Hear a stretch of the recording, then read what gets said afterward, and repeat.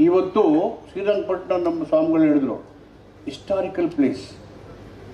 ನೀವು ಕನ್ನಂಬಾಡಿ ಒಳಗಡೆ ಹೋದರೆ ಫಸ್ಟು ಅಡಿಗಲ್ಲು ಹಾಕಿರೋದೇ ಟಿಪ್ಪು ಸುಲ್ತಾನ್ ಅವರು ಕನ್ನಂಬಾಡಿ ಕಟ್ಟಕ್ಕೆ. ಏನೋ ಗುರುಗಳೇ ನೋಡಿದಿರ ನೀವು ಕುಮಾರು ನೋಡಿದಿರಲ್ಲ, ಫಸ್ಟ್ ಹಾಕೋರು ಧೈರ್ಯನೇ ಇಲ್ಲ ಹೇಳಕ್ಕೆ ಅದನ್ನ. ಯಾಕೆಂದರೆ ಅಂಬೇಡ್ಕರ್ ಹೇಳಿದ್ರೆ ಯಾರಿಗೆ ಚರಿತ್ರೆ ಗೊತ್ತಿಲ್ವೋ ಅವರು ಚರಿತ್ರೆ ನಿರ್ಮಾಣ ಮಾಡೋಕ್ಕಾಗಲ್ಲ. ಈ ಕಡೆ ಟಿಪ್ಪು ಅವ್ರಿಗೆ ಮಸೀದಿ ಇತ್ತು, ಆ ಕಡೆ ಶ್ರೀರಂಗಪಟ್ಟಣ ದೇವಸ್ಥಾನ ಇದೆ. ಈ ಕಡೆ ಅಲ್ಲವೋ ಅಕ್ಬರ್ ಅಂತಾರೆ, ಈ ಕಡೆ ಗಂಟೆನೂ ಹೊಡಿತದೆ. ಎರಡೂ ಕೇಳ್ಕೊಂಡಿದ್ರಲ್ಲ ಅವರು, ಎರಡೂ ಸಮಚಿತ್ತದಿಂದ ಇದ್ರಲ್ಲ. ಅವ್ರು ಮಾಡಿದ್ದೇನು, ದೇವದಾಸಿ ಪದ್ಧತಿಯನ್ನು ರದ್ದು ಮಾಡಿದ್ರು. ದೇವದಾಸಿ ಪದ್ಧತಿಗೆ ದೂಕೋದು ಯಾರನ್ನ? ಯಾವ ಶೋಷಿತ ಸಮುದಾಯದ ಮಹಿಳೆಯರು ಆರ್ಥಿಕ, ಶೈಕ್ಷಣಿಕ, ಔದ್ಯೋಗಿಕ ಅವಕಾಶಗಳಲ್ಲಿ ವಂಚಿತರಾಗಿದ್ದಾರೆ, ಬದುಕಿಗೆ ಒದ್ದಾಡ್ತಾ ಇದ್ದಾರೆ. ಆ ಕಾಲದಲ್ಲೇ ಟಿಪ್ಪು ಸುಲ್ತಾನ್ ರದ್ದು ಮಾಡಿದ್ರು ದೇವದಾಸಿ ಪದ್ಧತಿಯನ್ನು. ಲ್ಯಾಂಡ್ ರಿಫಾರ್ಮ್ಸ್ ಆ್ಯಕ್ಟ್ ತಂದಿದ್ರು. ಅವ್ರ ಕಾಲದಲ್ಲಿ ಇರೋರಿಗೆ ಒಂದೇ ಒಂದು ಇಂಚು ಭೂಮಿ ಕೊಟ್ಟಿರಲಿಲ್ಲ ಅವರು ಬಡವರು. ಏನು ಕಟ್ಟಿ ಓದ್ಕೊಂಡಿದ್ದೀಯ ನೀನು? ಕಂಟಿನ್ಯೂ ನಿಧಾನ ಬಂದಿಲ್ಲಕ್ಕೆ.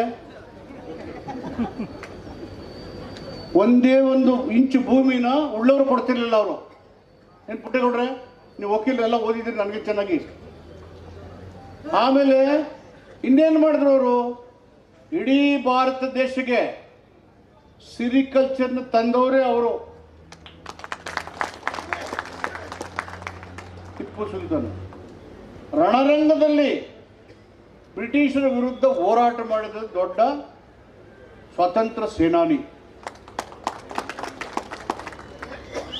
ಇದನ್ನ ಅರ್ಥ ಮಾಡ್ಕೊಳ್ದೇನೆ ಅವರ ಸ್ವಾತಂತ್ರ್ಯದ ಚಳುವಳಿಗಾರರನ್ನ ದೇಶದ, ಆಮೇಲೆ ವಾಣಿಜ್ಯ ಕೇಂದ್ರ ಮಾಡಿದ್ರು ಗುಬ್ಬಿ ಮತ್ತು ಹರಿಹರನ, commercial centres Gubbi and Harihara.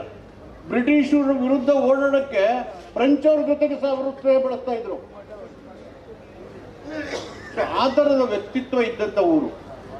ಮೈಸೂರಿನ ಅರಮನೆ ಇದ್ದಿದ್ದಿಲ್ಲೇ ಫಸ್ಟು, ಇದೇ ಕ್ಯಾಪಿಟಲ್ ಗುರುಗಳು ಹೇಳ್ದಂಗೆ. ಹೀಗಾಗಿ ಇಂಥ ನೆಲದಲ್ಲಿ ಬಂಡಿ ಸಿದ್ದೇಗೌಡರು, ನಮ್ಮ ಅಮ್ಮವರು ವಿಜಯಲಕ್ಷ್ಮಿ ಬಂಡಿ ಸಿದ್ದೇಗೌಡರು, ನಮ್ಮ ಬಾಬು, ಇವರೆಲ್ಲ ನಮಗೆ ಹತ್ರ ಕುಟುಂಬದ ಸದಸ್ಯ ಇದ್ದಂಗೆ. ಅವ್ರು ಯಾರನ್ನೂ ಭೇದ ಭಾವ ಮಾಡಿದವರು ನಿಮಗೆಲ್ಲ ಗೊತ್ತಿದೆ.